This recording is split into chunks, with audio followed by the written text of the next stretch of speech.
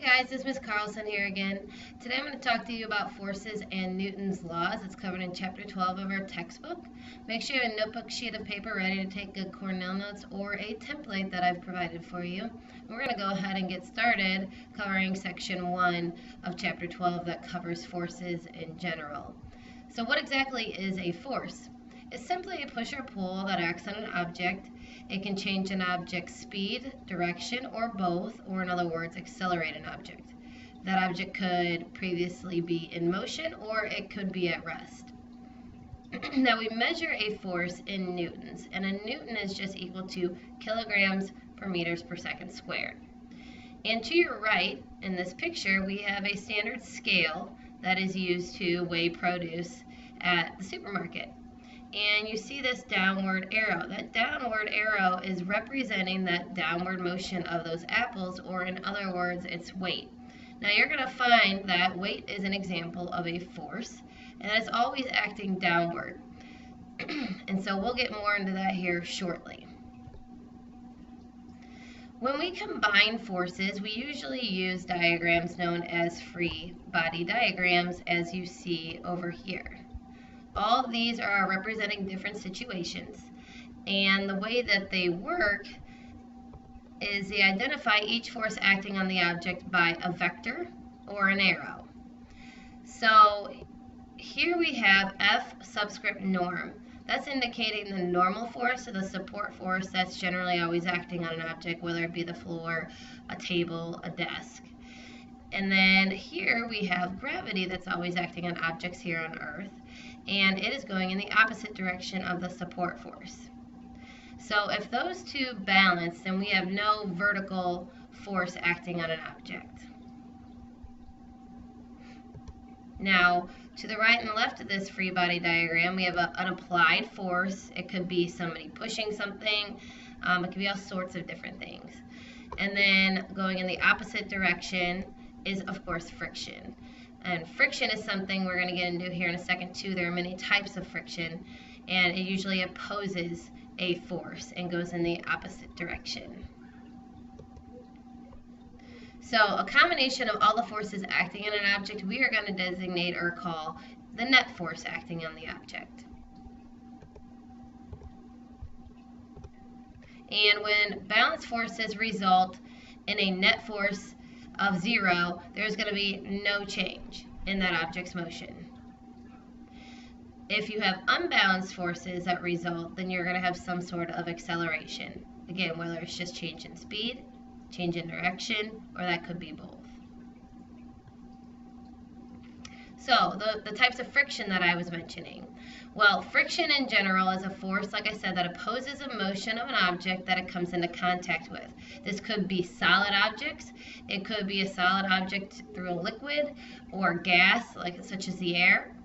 So let's talk about those four types. The first one I want to mention is static, which happens or occurs with stationary objects. One good example would be you walking. Your foot pushes on the ground and your foot doesn't slide due to static friction with the ground. Another type is sliding friction. This opposes the direction of a sliding object, like if you would like to push a couch into a different area of the room. Usually it takes a significant amount of force to overcome the static friction that's already there, keeping that couch in place. And then you can eventually overcome and get into sliding friction that only allows you to move that couch very slowly. Another type of friction is fluid friction. This acts when objects go through a fluid or a gas, and when we say gas, we're generally talking about the air. And one example of that would be a skydiver. That parachute is actually opening up, giving more surface area, therefore allowing for air resistance to counteract the force of gravity and for that person skydiving to land more slowly. And then finally, rolling friction acts on rolling objects. For example, rollerblades. Those wheels roll on the ground, and obviously you roll very easily with those roller skates on most surfaces. So rolling friction is a much weaker type of friction than static and sliding. Now moving on to gravity, which is an attractive force that acts between two masses. As opposed to friction, gravity can act over long distances. It pulls objects together and it acts downward toward the center of the earth. So, falling objects are under the force of gravity, and the opposing force would be air resistance, or otherwise known as fluid friction. So, it acts against objects that are in free fall. Now, the greater your surface area, the greater your air resistance, and then the greater the opposing forces on gravity. Kind of like this flying squirrel here. Flying squirrels open up their little flaps here in order to create more surface area to slowly glide through the air. If they close those flaps, they have less surface area, therefore they move more quickly through the air.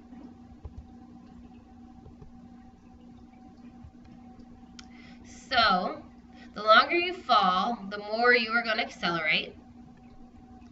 Therefore, over time, and again, it takes a considerable amount of time, air resistance will equal gravity. So your vectors or your force arrows would equal each other if we were looking at a free body diagram. And once those forces are balanced, your acceleration is going to be 0, and then your velocity is going to be constant. So key terms there. We have balanced forces. We have acceleration equivalent to 0. And our velocity has become constant due to this time that has passed by during free fall. And air resistance has been able to catch up with the force of gravity, and we call this terminal velocity. Projectile motion is another type of motion that an object can be in due to a certain type of force. Now, there's always an initial forward velocity, and then gravity is always at play. This causes an object to follow a curved path, what we call projectile motion. So it's important to remember, once that initial forward velocity has taken place, the only forces acting on the object after that point is air resistance and gravity. So an example of different types of projectiles are represented in this graph here, and you can see we have all sorts of different projectile paths, and they're all different due to the angle that the object was released at. So we have a 75-degree angle that would result in this very high projectile motion. You have a very low projectile motion with a 30-degree angle. And we'll talk more about this later, but that curved path again is known as projectile motion and is due to an initial forward velocity, and then the only forces acting are gravity and air resistance. Okay, moving on to section 2 of chapter 12, we have Newton's first and second law. All of the work that basically led Newton to his discovery started out with Aristotle and Galileo. And Aristotle said that objects needed a force to continue in motion. We now know this is not true, but for a long time that's what people believed, and it kind of slowed down the progress in identifying how objects move. But then Galileo came along and said that moving objects not subjected to friction or any other force remain in motion. And so he was basically coming onto something, and Isaac Newton took that a step further with his studies. He started off with defining mass and force in his very famous book known as Principia.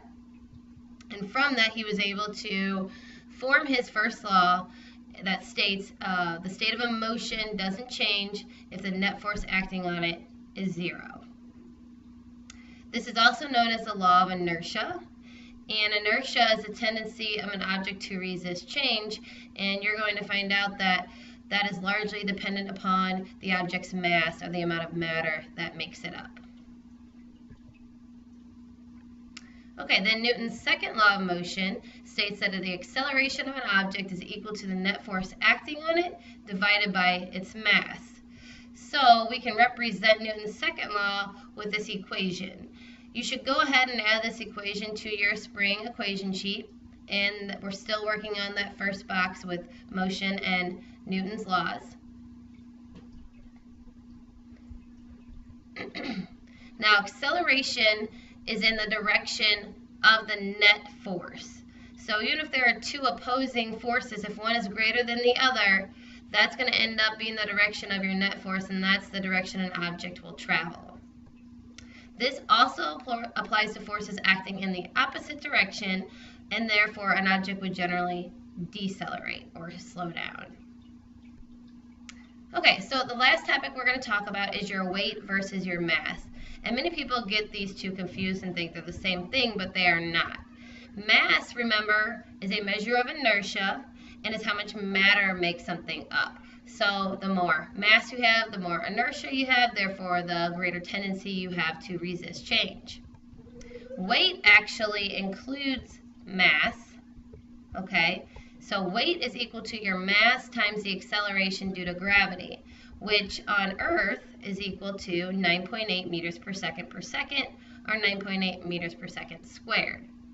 Now, when we're doing these calculations, we have to remember that weight, again, is a force measured in newtons.